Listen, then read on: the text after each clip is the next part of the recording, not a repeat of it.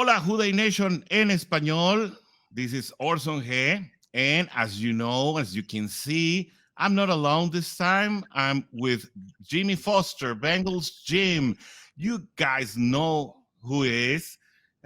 He's very famous because of these tailgates before every Bengals game. And I'm really glad, Jim, to have you here in the show. And welcome to WhoDey Nation en español. How are you? Well, thanks so much for having me on. I'm excited about this. This type of stuff needs to happen more often, buddy. This is great. Of course, it needs to happen more often, and you have my word that it will happen as often, as many times as the Bengals allow us, and hopefully we'll have a long January to talk about these Bengals that are doing so well.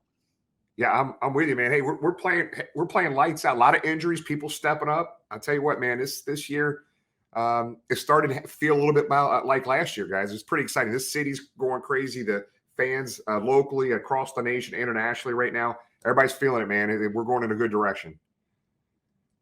And well, before talking about the city, because I have some questions about the city, I remember last year they changed the name of some streets, and of course we'll talk about it.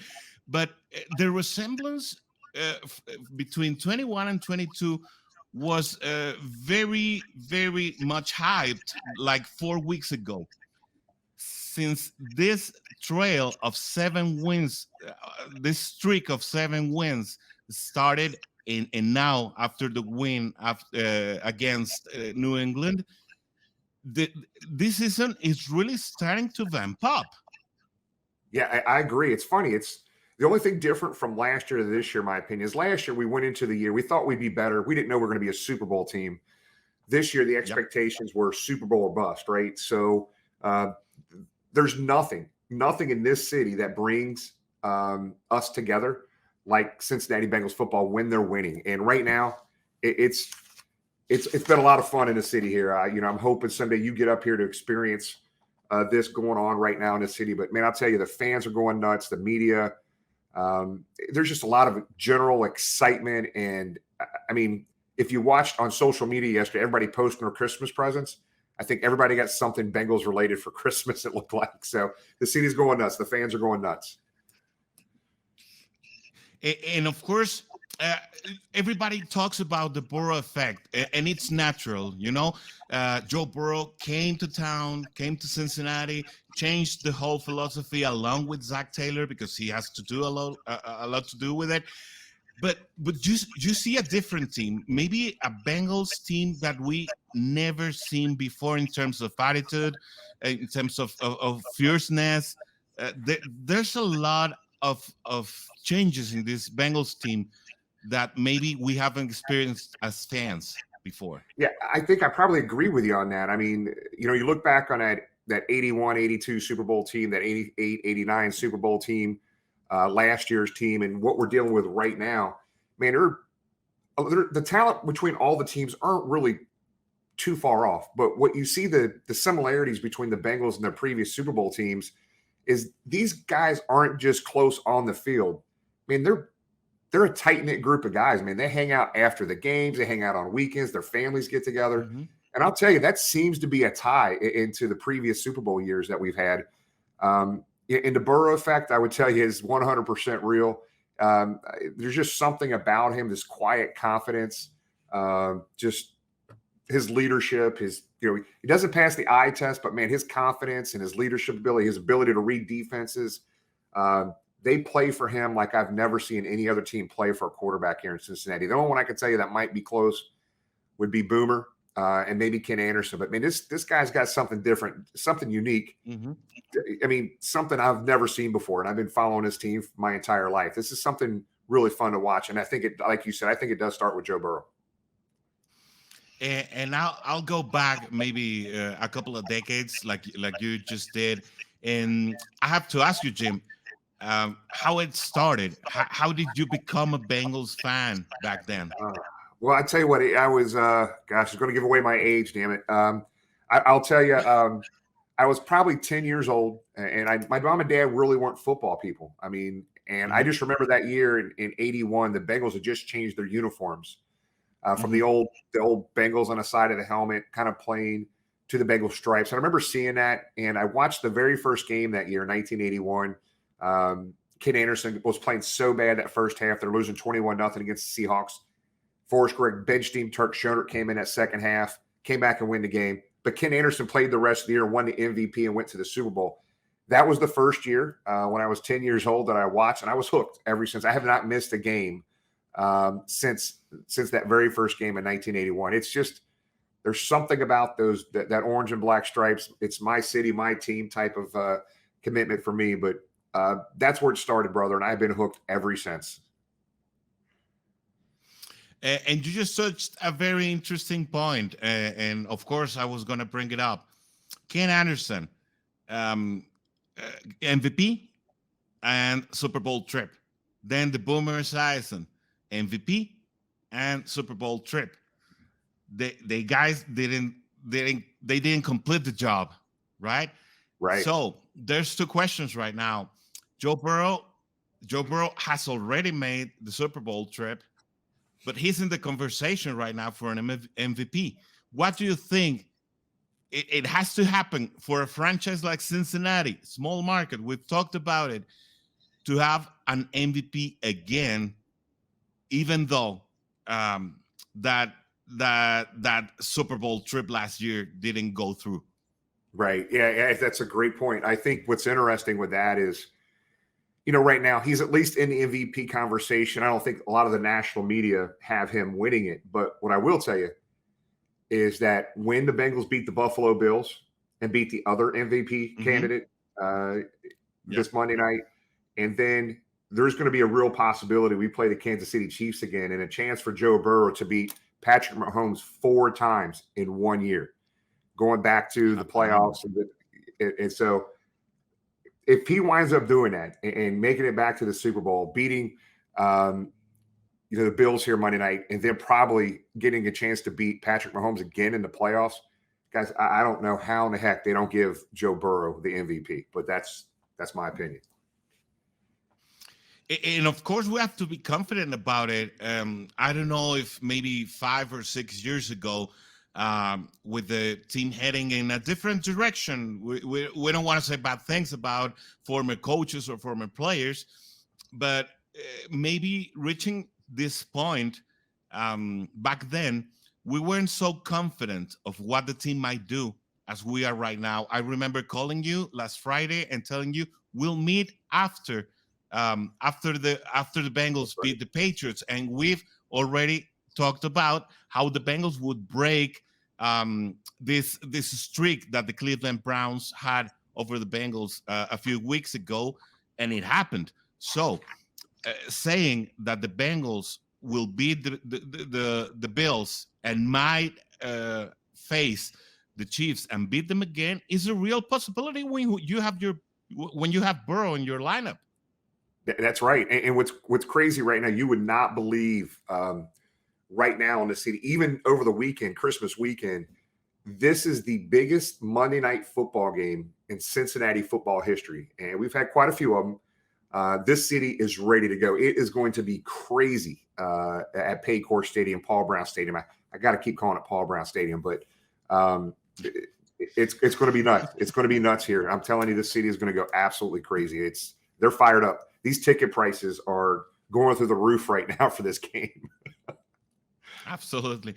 And anything that you can reveal you're planning on doing for that game, because it's a homecoming. Well, it's not the homecoming, but the Bengals are coming back home, and of course it's going to be a chill day. It's Monday night. It's the whole framing.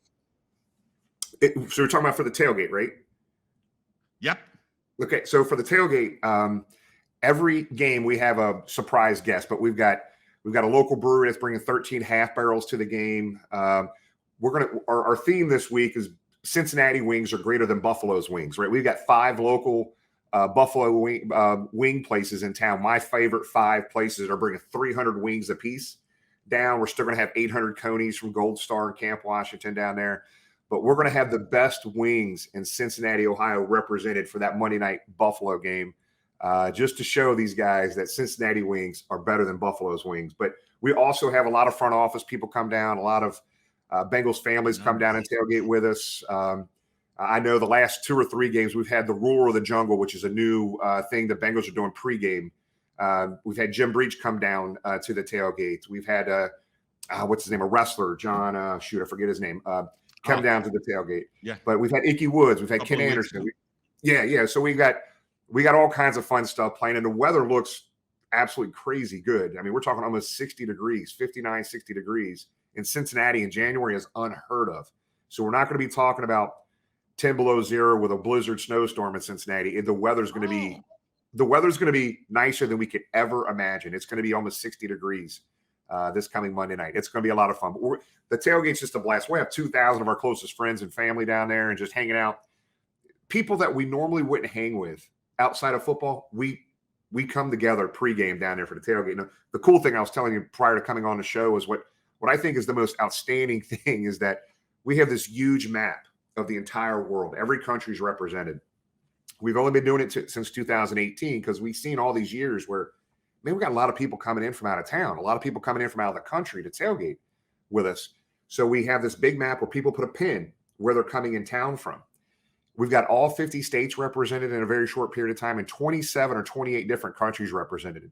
And Mexico is number 3 as far as the number of fans that come in from out of town. So we got a huge contingent from Canada. Now, remember, Canada's not that far, a 7-8 hour drive, maybe 6-7 hour out from Toronto.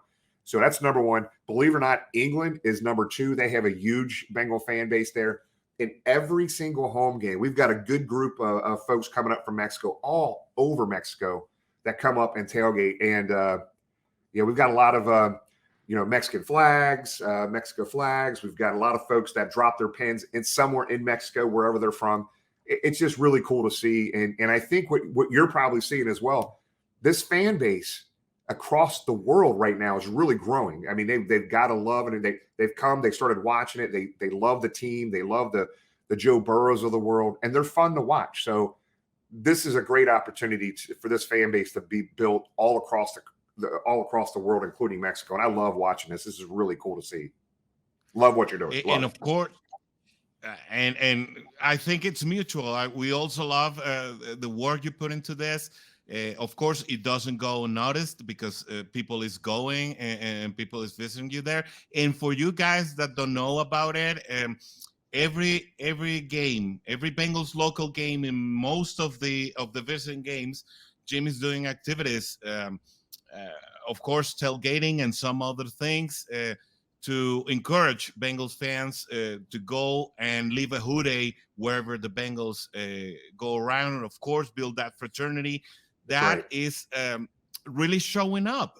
The Bengals fandom, the WhoDey Nation, is really showing up, and as you said it, Jim, it's growing, and we are all glad to be part of this because this Bengal team is representing something real different. As we spoke to what's happened in prior years, and I think we're witnessing a change within the organization, not only on the field, but also in the administration, also in the focus, also in many different things that are shifting directions for good. Not that everything was bad prior, but I think what the organization is doing is really worth taking notice, right? Yeah.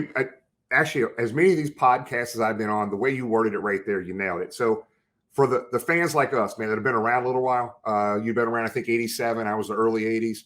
This is just, we made it through the decade of the 90s, which was just awful, right? So this is the most rewarding time ever. But what's really cool Absolutely. is the new fans that are out there, the new fans that are coming on board. You're coming on at a really fun time because I got a feeling it's going to be like this for the next 10 or 15 years.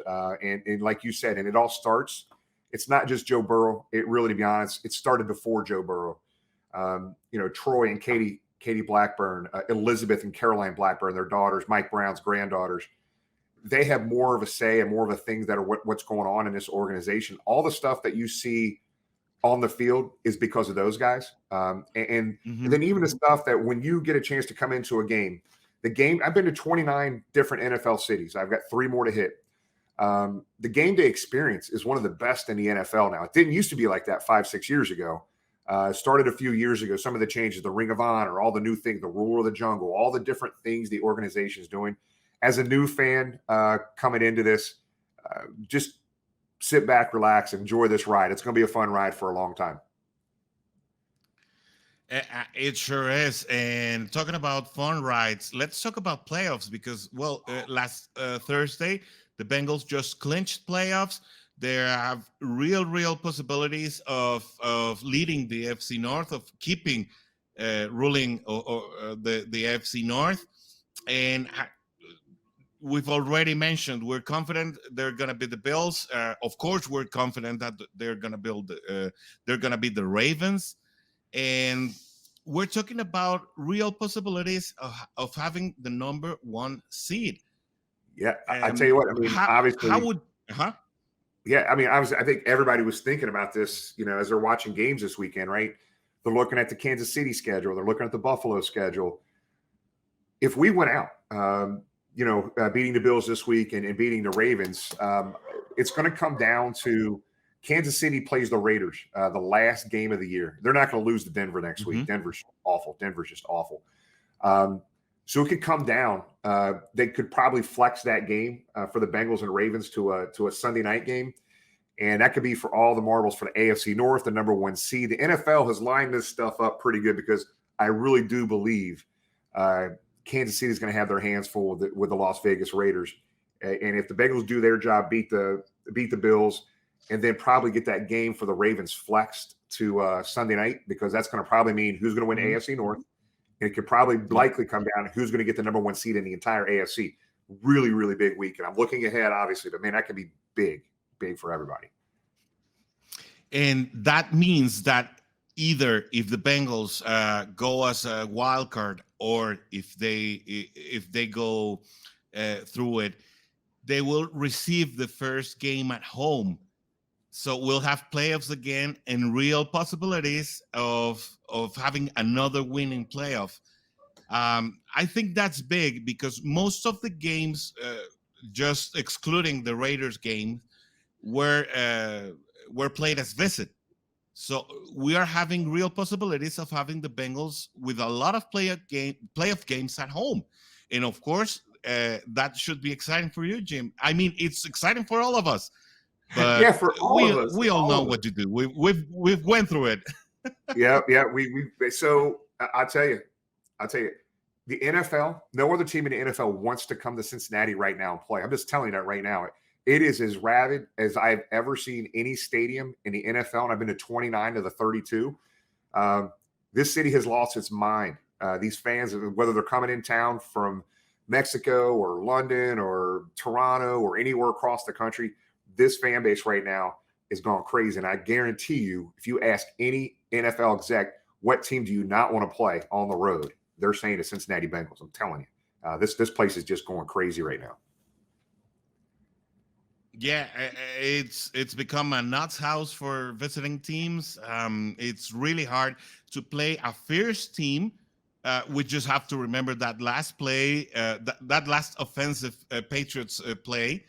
That BJ Hill just saved the day with that ripoff, and of course, opposing teams know what these Bengals are capable of, but also the fans are doing a great job.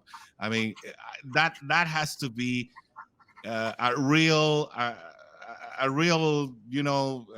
crazy home around Cincinnati whenever the Bengals run a great play. It's as loud as I've ever heard a stadium here in Cincinnati, whether it be the old Riverfront Stadium, Synergy Field, or Paul Brown. I haven't missed a game at Paul Brown ever. I've never heard it as loud as I've heard it last year for that Raiders playoff game and some of the games we've had here this year. I'm going to go back to a comment you just made about BJ Hill. And that dude has been balling every game. One of the best trades in Cincinnati football history. I remember the old Pete Johnson for James Brooks in the early 80s. That might have been the best trade ever. Mm-hmm. But I tell you what, this BJ Hill for Billy Price trade seems a little lopsided in our favor because BJ Hill has just straight balled out. Him and DJ Reader in that interior, Hendrickson and Hubbard on the outside when everybody's healthy. it's a good combo. But BJ Hill is absolute stud.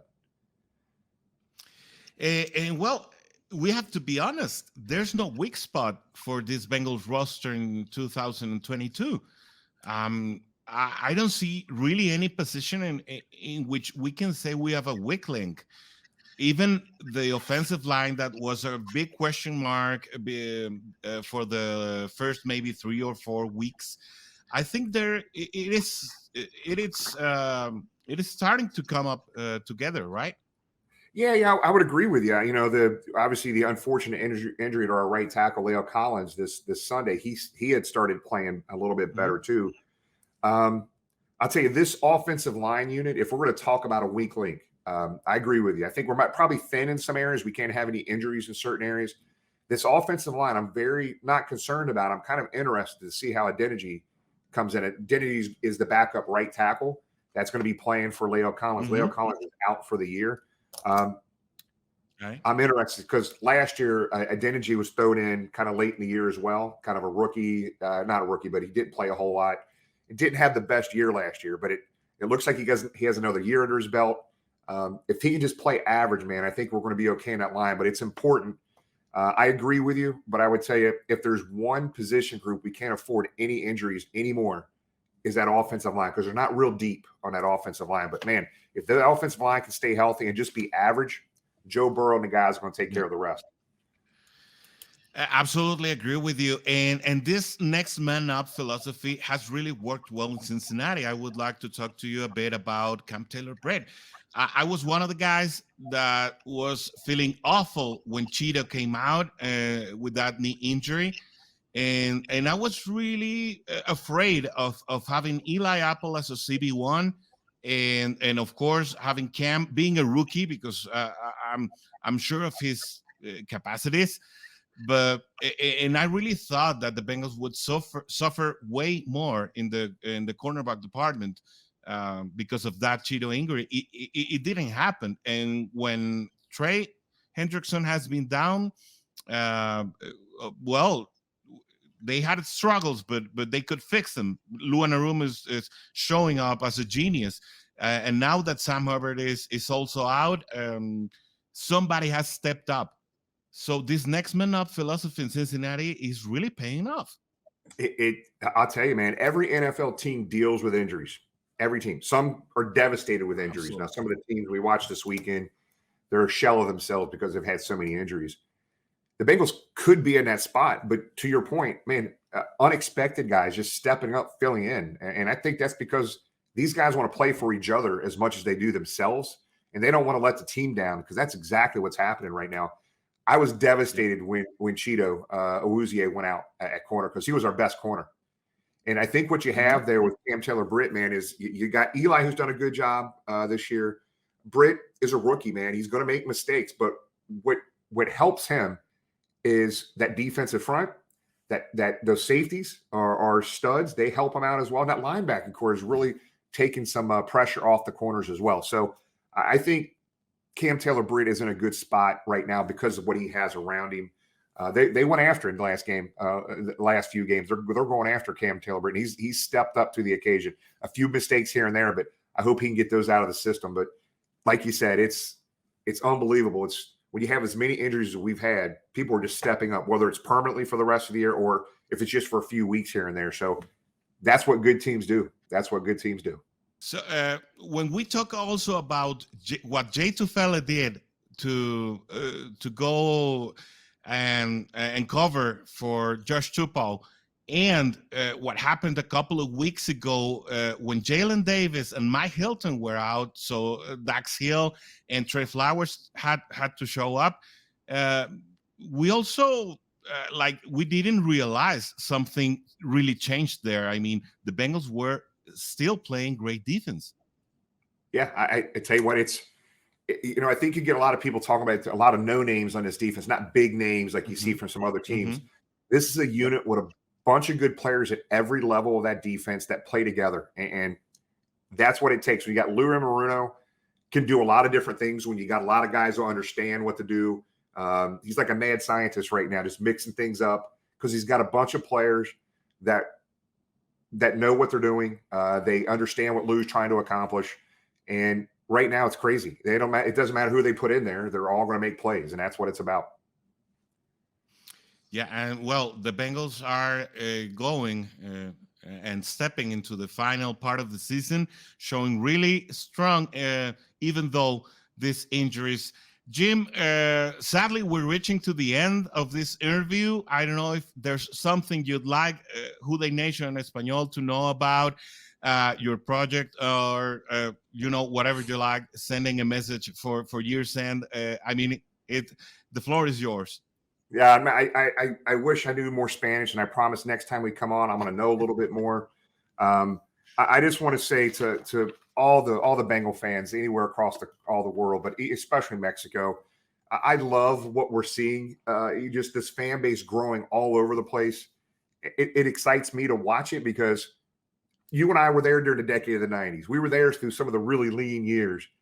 Now we're at the top, man. We're going to stay up here for a while, and I'm very excited for you. I'm excited for every other fan in Mexico. And I'm excited someday everybody's going to have to get to a home game up here in Cincinnati. And when you do, you let us know. We will treat you like royalty, and we're going to have a lot of fun with you at the tailgate. I promise you guys that. But WhoDey from Cincinnati, we love every one of you guys, man. Keep watching, keep tuning in, and let's have fun all the way to the Super Bowl for that victory for the Super Bowl this year, guys. I'm sure it's coming through. It'll happen. We have to keep the faith in what's going on in Cincinnati. And of course, we're going to be there, and we're going to go visit you. We're going to go as a whole bunch. So we can let you know that Spanish WhoDey is also a big and loud WhoDey, and of course, join that Bengals family that is really making a revolution throughout the league, because for the first time, and I don't think when the Bengals were a Super Bowl team back in the 80s, the attention of the media was really that hyped on this team. Because now I see, big time national analysts talking about the Bengals all the time. You see what Colin Cowherd is doing with Joe Burrow. You see what also Rich Eisen is considering the Bengals able to do, and the list goes on and on. This Bengals team is for real, and everybody's taking notice of it. They're making believers out of the non-believers over the years. So exactly. It's happening. Absolutely. Jim, we really want to thank you for your time. We promise this is not the last time we're going to invite you here. We had a really great time with you. And of course, WhoDey Nation en Español will always be grateful for you being in our spaces. WhoDey, we love you guys. WhoDey. WhoDey.